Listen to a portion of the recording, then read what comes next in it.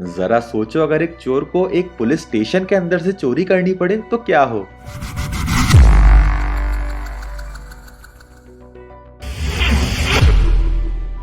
कहानी की शुरुआत में हम एक चोर माइल्स से मिलते हैं, जो कि 17 करोड़ के हीरे को लूटने की तैयारी कर रहा है। माइल्स की टीम में उसका खास आदमी और उसका पक्का दोस्त एडी है, एक ड्राइवर टली और अभी अभी जुड़ा डीकन है।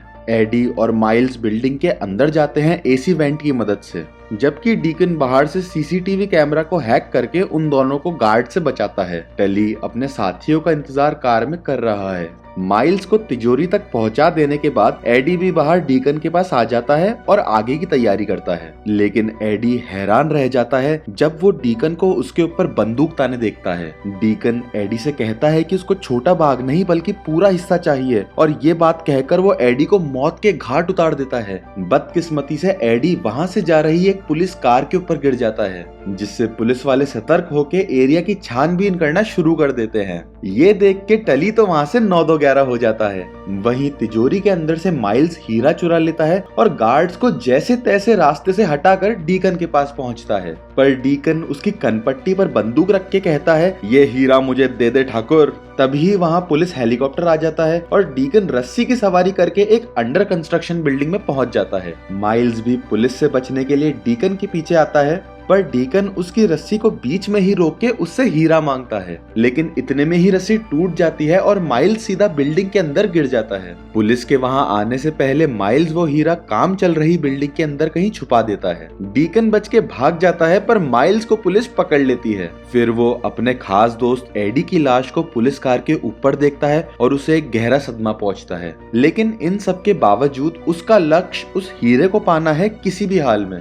2 साल गुजर जाते हैं और माइल्स की सजा पूरी हो जाती है। फिर वो टैक्सी लेके सीधा अपनी गर्लफ्रेंड जेनिस के घर पहुंचता है, ये सोच के कि वो दोनों कुछ प्यार भरे पल साथ में बिता सकेंगे। लेकिन जेनिस तो उससे ब्रेकअप कर लेती है, क्योंकि वो तो एक चोर है। माइल्स उससे गिड़गिड़ाते हुए कहता है कि वो वादा करता है कि वो बदल जाएगा, पर जेनिस उससे चुप करके वहां से भगा देती है। दुखी माइल्स सीधा वहां से हीरे की तलाश में निकल जाता है, पर उसके तो तोते ही उड़ जाते हैं जब उसे पता चलता है कि वो अंडर कंस्ट्रक्शन बिल्डिंग अब एक पुलिस स्टेशन बन गया है। लेकिन इन सब के बावजूद उस हीरे की चमक माइल्स की आंखों में बस गई है और माइल्स उस हीरे को हासिल करके ही दम लेगा। फिर माइल्स बिल्डिंग के अंदर जाता है और देखता है कि हीरा उसने एसी वेंट के अंदर छुपाया था, जो कि अब चोरी हत्या का डिपार्टमेंट बन गया है। उस रूम के अंदर जाने के लिए एक की कार्ड की जरूरत पड़ती है। फिर वो थोड़ी जांच पड़ताल करके एक पिज्जा डिलीवरी बॉय के भेस में वहां पहुंचता है। वो अंदर जाने के लिए कहता है, पर पुलिस वाले उसे मना कर देते हैं। फिर कोई चारा ना होने के कारण माइल्स ऑफिसर कार्लसन से बात करता है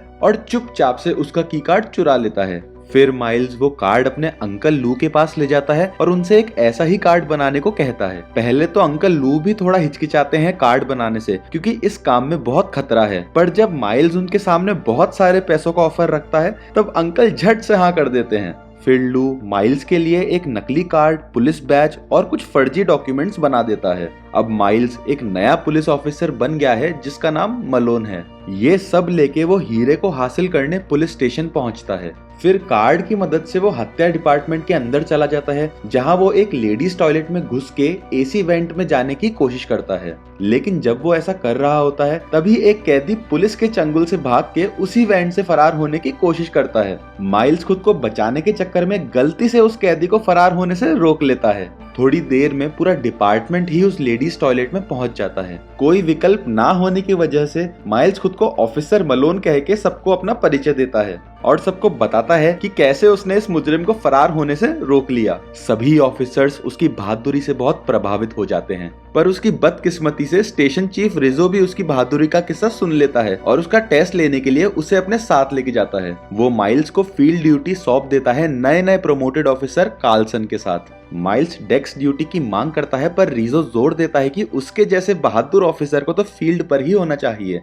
अगले सीन में कार्लसन माइल्स को घटना स्थल पर ले जा रहा होता है। कार्लसन बताता है कि वो माइल्स के रिकॉर्ड से बहुत ज्यादा प्रभावित है और उसे भी वैसा ही रिकॉर्ड हासिल करना है। पता चलता है कि अंकल लू ने माइल्स के रिकॉर्ड में सारी ही उपलब्धियां डाल दी, जिसमें 16 एनकाउंटर्स, 128 अपराधियों को पकड़ना, 6 आतंकवादियों को पकड़ना, 7 बॉम्ब डिफ्यूज करना और प्लेन तक हाईजैक होने से बचाना शामिल है। क्योंकि कार्लसन पहली बार किसी घटना स्थल पर जा रहा है तो वो बहुत ही ज्यादा घबराया हुआ है। फिर वो दोनों घटना स्थल जो कि एक गराज है वहां पहुंच जाते हैं। गराज मालिक उन्हें बताता है कि चोर ने 3 दर्जन टायर रिम वहां से चुरा लिए हैं। क्योंकि पुलिस को 1 घंटा लग गया वहां पहुंचने में, तो चोर भी सब लेके वहां से फुर हो गया। माइल्स जो अब तक चुप है, सब कुछ गौर से देख रहा है। क्योंकि वो खुद भी पेशे से एक चोर है, तो उसको पता है कि एक चोर कैसे सोचता है। फिर वो कहता है कि कोई भी चोर 1 घंटे के अंदर ताला तोड़ के 3 दर्जन टायर रिम लेके वहां से नहीं भाग सकता। माइल्स को लगता है कि गराज का मालिक झूठ बोल रहा है। फिर जब वो एक पास खड़े ट्रक की तलाशी लेते हैं तो उन्हें सारा चोरी का माल उसके अंदर मिल जाता है। गराज मालिक मान लेता है कि उसने ये सब इंश्योरेंस के पैसे के लिए किया था, पर माइल्स उसे छोड़ देता है ये कह के कि अब उसने ऐसा कुछ किया तो माइल्स उसे जेल में डाल देगा।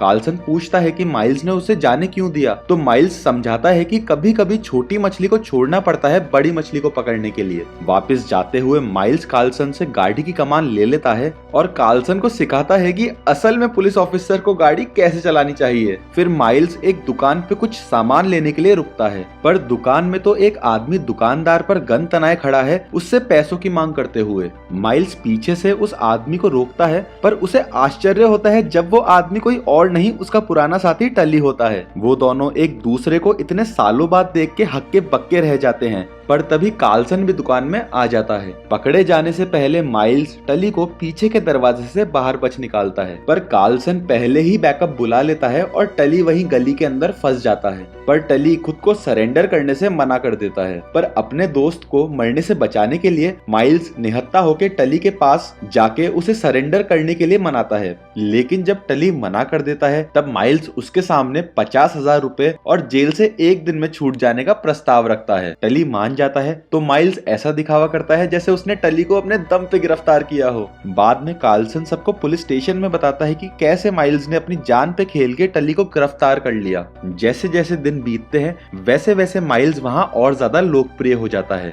फिर एक दिन रीजो फिर से उसे अपने ऑफिस में बुला के कहता है कि एक दूसरे स्टेशन में नए हेड की जरूरत है और माइल्स बिल्कुल सही ऑफिसर है उस पोस्ट के लिए। खुद का पर्दाफाश होने से बचाने के लिए माइल्स ये ऑफर मंजूर कर लेता है। फिर उसी दिन वो और एक कोशिश करता है उस हीरे को ढूंढने की, पर उसने जहां वो हीरा छुपाया होता है वहां से वो हीरा गायब मिलता है। लेकिन एक दूसरा ऑफिसर उसे बताता है कि कुछ समय पहले एक पाइप के फट जाने की वजह से पूरे एसी वेंट्स में पानी भर गया था। इस दौरान डीकन को पता चलता है कि माइल्स छूट गया है और अंकल लू के पास उसकी जानकारी लेने पहुंचता है। पर जब अंकल लू कुछ भी बताने से मना कर देते हैं तब डीकन अंकल लू को डरा के टेबल पे रखे सारे डॉक्यूमेंट्स देख लेता है। वो देख के उसे माइल्स की नई पहचान का पता चल जाता है। इधर पुलिस स्टेशन में टली को 1 से ज्यादा दिन हो गए हैं और वो माइल्स को इससे परेशान होकर धमकाता भी है, पर माइल्स के हाथों बुरी तरह पिट जाता है। फिर माइल्स एसी वेंट के अंदर एक रिमोट कंट्रोल कार भेजता है और आखिरकार उसे वो हीरा रीजो के ऑफिस के ऊपर मिल जाता है। लेकिन कार्लसन माइल्स को एसी वेंट के पास देख लेता है और बोलता है कि ये स्पाइडरमैन क्यों बन गया है तू। वो ये भी बताता है कि उसको मलोन नाम का कोई पुलिस बैच या पुलिस रिकॉर्ड नहीं मिला। खुद को बचाने के लिए माइल्स उससे झूठ कहता है कि वो इंटरनल अफेयर्स से है और वहाँ वो एक अंडरकवर मिशन पर आया है। कार्लसन उसके झूठ को सच मान लेता है और ये किसी को भी ना बताने का वादा करता है। हीरे को पाने के चक्कर में माइल्स को एक हाई सिक्योरिटी रूम के अंदर जाना होगा, पर माइल्स अंदर जा पाता उससे पहले ही उसे एक दूसरे घटना स्थल पर भेज दिया जाता है जहां म्यूजियम का कुछ सामान चोरी करके प्लेन में लाया गया है। पर क्राइम सीन पर उन्हें पता चलता है कि म्यूजियम का सामान तो वही है। तभी वहां सीबीआई भी आ जाती है और माइल्स सीबीआई ऑफिसर ग्रे से कहता है कि ये केस पुलिस के अंडर है, लेकिन ये केस सीबीआई को सौंप दिया जाता है और माइल्स को पीछे हटने के आदेश मिलते हैं। वापस जाते हुए माइल्स अपने तजुर्बे से कहता है कि सीबीआई वहां म्यूजियम का सामान नहीं बल्कि ड्रग्स ढूंढ रही थी। वो बताता है कि बाहर के अपराधी अक्सर ऐसे म्यूजियम की मूर्तियों में ड्रग्स छुपा कर लाते हैं और कस्टम पे चेक होने से पहले ही वो उसे चुरा कर भाग जाते हैं। कार्लसन फिर ट्रक्स की तलाश जारी करवाता है क्योंकि ट्रक्स ही एयरपोर्ट के अंदर से निकलते हैं। फिर वो एक पुलिस हेलीकॉप्टर की मदद लेते हैं जो एक ट्रक को स्पॉट कर लेता है। कार्लसन फटाफट ट्रक का पीछा करता है और वो लोग अपराधियों को पकड़ लेते हैं। सारे ड्रग्स भी ट्रक में से जब्त कर लेते हैं। फिर माइल्स उसी सिक्योरिटी रूम में ड्रग्स का इंस्पेक्शन करने के बहाने से घुस जाता है और आखिरकार उसे वो हीरा उधर मिल जाता है। अचानक वहां रीजो आके माइल्स को डरा देता है जिससे माइल्स से वो हीरा ड्रग की पेटी के अंदर गिर जाता है। FBI उस पेटी को जांच के लिए ले जा रही होती है। पता चलता है कि ये ड्रग लॉर्ड माने जाने वाले जीन लफ्लूर के हैं, जो मेक्सिको से अपना धंधा चलाता है। हीरे को जाता हुआ देख माइल्स FBI से कहता है कि वो लोग उस ड्रग को चारे की तरह इस्तेमाल करके ड्रग लॉर्ड को पकड़ सकते हैं और वो खुद इस ऑपरेशन को लीड करेगा। FBI को सुझाव अच्छा लगता है और वो सब ऑपरेशन शुरू कर देते हैं। जाने से पहले माइल्स अपने दोस्त टली को भी आजाद कर देता है। ड्रग को ले जाते हुए माइल्स फिर से वो हीरा हासिल कर लेता है, पर इससे पहले कि वो भाग पाता टली भी उसके पीछे आ जाता है और फिर डीकन भी वहाँ आ जाता है और माइल्स से वो हीरा बंदूक की नोक पर ले लेता है।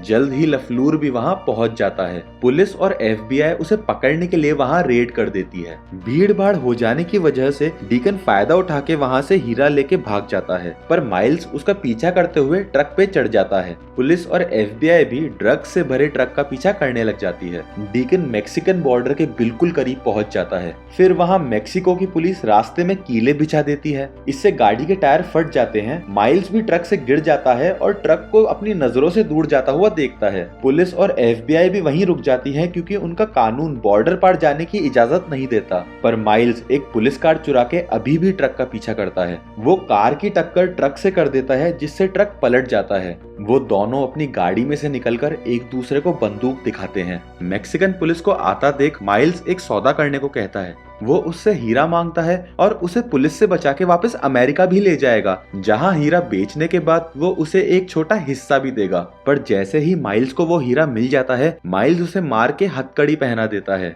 अब इसे ही कहते हैं सांप भी मर गया और लाठी भी नहीं टूटी। माइल्स वापस बॉर्डर की तरफ आने लगता है, तभी डीकन बंदूक निकालता है उस पर गोली चलाने के लिए, पर माइल्स घूम के उससे पहले गोली चला देता है और एडी की मौत का बदला ले लेता है। जब वो बॉर्डर क्रॉस करता है, तब दोनों पुलिस और FBI उससे सफाई मांगते हैं, पर वो उनसे भी कहता है कि वो एक मैक्सिकन अंडरकवर एजेंट है और उसे वापस मैक्सिको लौटना होगा। पर जाते हुए कार्लसन उससे कहता है कि उन्हें माइल्स की सच्चाई का पता है, लेकिन फिर भी वो उसे गिरफ्तार नहीं करते क्योंकि माइल्स बॉर्डर के उस पार खड़ा है। उसके बाद वो एक दूसरे को गुड बाय कहते हैं और माइल्स हीरे को लेके मैक्सिको चला जाता है और यही कहानी खत्म हो जाती है। तो यार दोस्तों, अगर तुम्हें वीडियो अच्छा लगे तो इसको लाइक करो, चैनल को सब्सक्राइब करो, वीडियो अपने दोस्तों के साथ शेयर करो, ताकि हम ऐसी ही मजेदार मूवीज तुम तक और लाते रहें।